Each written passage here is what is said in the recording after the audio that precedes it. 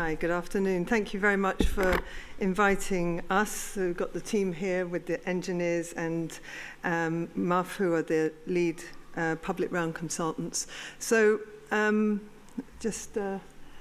because that's the point, really, is that SuDS is a process, but it's a collaborative process. And the more collaborative, the early on, the more successful in our experience. And so we're the, I guess, the kind of horticulture part of this project, with Muff as lead public realm consultants and Arup as the structural and civil engineers. So we've been working together now for a few years on this project, which is in East Croydon.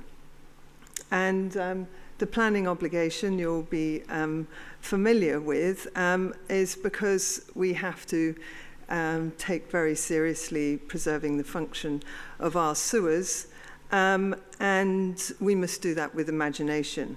And we were very pleased to be helping TfL to change some of that culture within the institution there, alongside Bob Bray and civic engineers, to co-author a TfL guidance, which kind of came alongside the London Sustainable Drainage Action Plan, and also in line with Healthy Streets agenda. So as everyone's been saying, this is a multiple agenda with multiple benefits. And so with all the schemes that we're all involved in, I'm sure the primary thing is to seek out the opportunity as early as possible.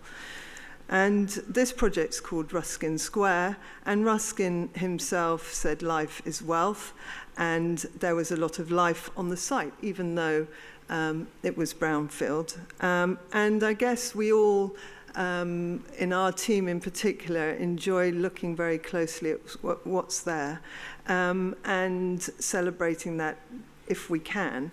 And this is an ambitious regeneration scheme which is being delivered incrementally. So the challenges are, well, it's a fantastic opportunity because we're setting green infrastructure ahead of development, but the microclimate is going to be changing, which is an interesting thing to have to deal with over a number of years, possibly 10 years, 15 years, depends on the economy.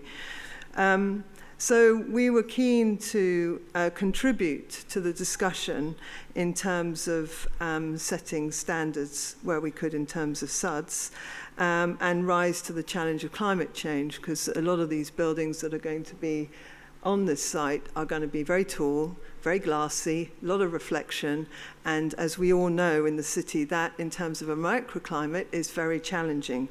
So this is how the story, the narrative is evolving. It's a layered landscape. Formerly, part of it was railway yards. And incrementally, we are building up a picture. And I think you can never be too ambitious. So we always had this idea of delivering a parkland, if you like, incrementally. And we've just, all of us in the team have taken that opportunity to do that, whether that's on the roof, whether it's on ground level, whether it's in front of the multi-story car park, it doesn't matter. We want to look at how, in the end, this can all stitch together. With the developer, who's Stanhope and Schroders, who are committed to landscape, not just in terms of horticulture, but in terms of fundamental character making of place ahead of development.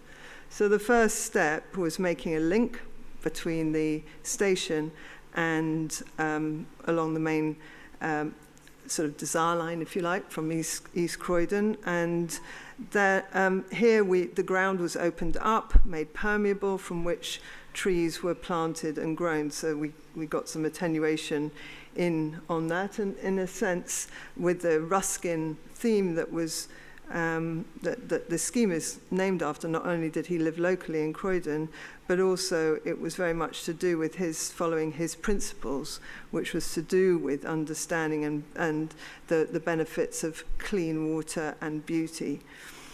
The second step was to define the gardens with horticulture, and then to thirdly, to make pavement park in front of a multi-story car park, so you get the kind of nice conversation between fossil fuel and making healthy streets, and create biodiversity where there was none. And that is linked with bioretention as well, in a linear landscape. And then the part that we've just completed a year or so ago was the site of Ruskin Square itself.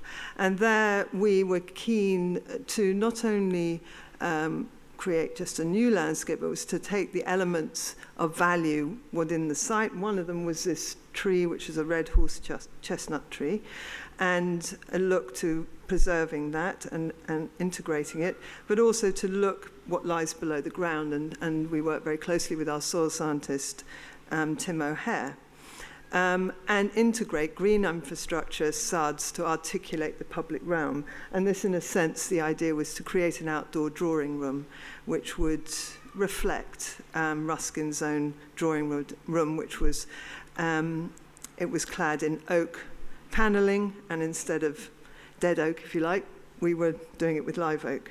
And then define the ambition, which was an integrated system whereby the roofs, the pavements, attenuation, the trees, the soils, all the existing and proposed landscape would contribute.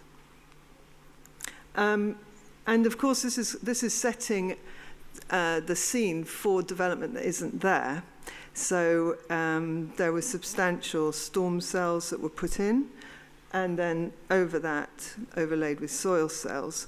And then the pavements were grit jointed and then opened up to create planting zones.